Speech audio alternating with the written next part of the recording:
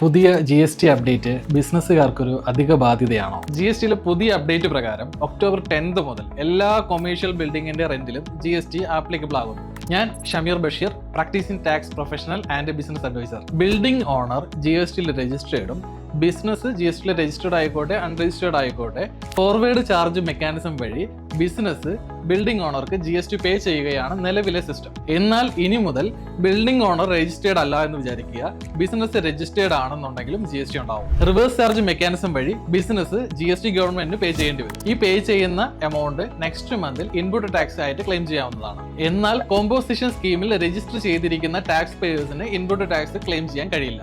സാധാരണ രീതിയിൽ നമ്മുടെ അക്കൗണ്ടിലുള്ള ഇൻപുട്ട് ടാക്സ് ക്രെഡിറ്റ് യൂട്ടിലൈസ് ചെയ്ത ശേഷം മാത്രമാണ് ക്യാഷ് പേയ്മെന്റ് GST നടത്തുന്നത്. എന്നാൽ റിവേഴ്സ് ചാർജ് മെക്കാനിസത്തിൽ ക്യാഷ് പേയ്മെന്റ് തന്നെ ചെയ്യണം. ഒരു ഉദാഹരണം പറയുവാണെങ്കിൽ, ഒരു ബിൽഡിംഗ് ഒരാൾ വാടകയ്ക്ക് എടുത്ത് 1 ലക്ഷം രൂപയാണ് വാടക എന്ന് വിചാരിക്കുക.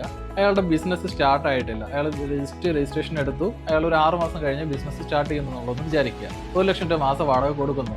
GST അപ്ഡേറ്റിന് മുന്നേ ആയിരുന്നുവെങ്കിൽ അയാൾക്ക് 1 രൂപ പോലും മന്ത്ലി GST പേ ചെയ്യേണ്ട ആവശ്യം വരില്ല. കാരണം അയാൾ ബിസിനസ് സ്റ്റാർട്ട് ചെയ്തിട്ടില്ല, റെന്റ് കൊടുക്കുന്നതെന്ന് മാത്രമേ ഉള്ളൂ, ബിസിനസ് സ്റ്റാർട്ട് ചെയ്തിട്ടില്ല. ആ സിറ്റുവേഷനിൽ അയാൾ ടാക്സ് അടയ്ക്കേണ്ട ആവശ്യമില്ല, നിൽ റിട്ടേൺ ഫയൽ ചെയ്താൽ മതി.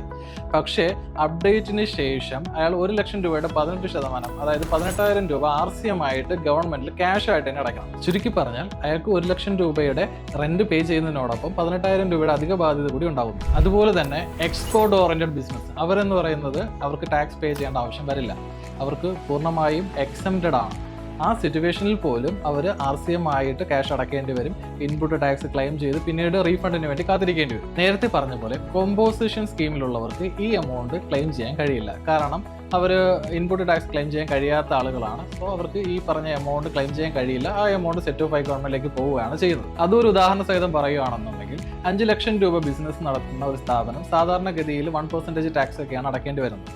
പക്ഷേ അയാളുടെ റെന്റ് 1 ലക്ഷം രൂപയാണെന്നുണ്ടെങ്കിൽ അതിന്റെ 18% 18,000 രൂപ ടാക്സ് വരും. ഒരുപക്ഷെ അയാളുടെ മാസം അടയ്ക്കേണ്ട GSTയെക്കാളും വരും റെന്റിലെ GST. ബിൽഡിംഗ് ഓണറും ബിസിനസ്സും GSTയിൽ രജിസ്റ്റർ ചെയ്യേണ്ട ആവശ്യമില്ല. അവരുടെ ടാക്സ് ലിമിറ്റിന് താഴെയാണ്, അവർക്ക് വേറെ ബിസിനസ് ഒന്നും ഇല്ല എന്ന് വിചാരിക്കുക. അങ്ങനെയുള്ള സിറ്റുവേഷനിലാണെങ്കിൽ GST ആപ്ലിക്കബിൾ ആവത്തില്ല.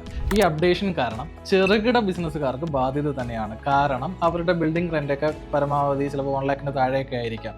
വൻകിട ബിസിനസ്സിന് വലിയ റെന്റ് പേ ചെയ്യുന്നവർക്ക് നമ്മൾ ആദ്യം പറഞ്ഞ പോലെ നേരത്തെയുള്ള സ്കീമിൽ തന്നെ റെന്റ് അടയ്ക്കുന്നുണ്ടാവും. പക്ഷേ ചെറുകിട ബിസിനസ്സുകാർക്കാണ് ഇപ്പോൾ ഈ അപ്ഡേഷൻ പ്രകാരം ബുദ്ധിമുട്ട്.